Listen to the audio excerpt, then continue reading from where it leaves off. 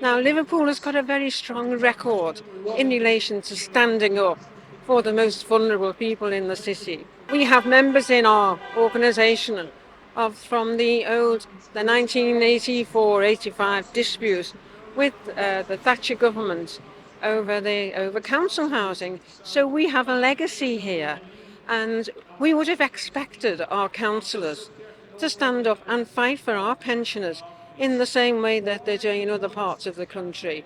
I mean, the councillors who fought in the 1980s, they emulated the Poplar councillors in the 1930s who used that phrase, better to break the law than break the poor. I think figures will come out in due course about how many people have died, how many avoidable deaths there have been.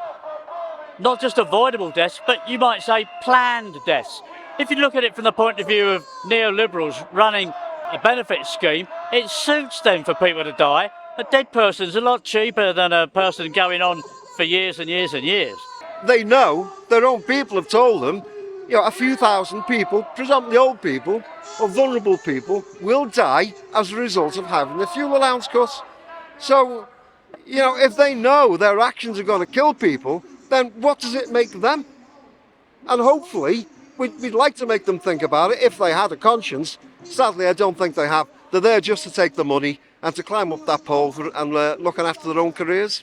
The impact that this has on people when they're not getting enough money, it's only going to make them go to local authorities for additional support who have only got a certain amount of money. They have to jump through hoops when they've worked all their life, they're paid into the system. Yes, people can get pension credits, but again, they have to jump through hoops. And some people, just because technically it looks like they've got a decent amount of money, it doesn't really, because the cost of living is going up.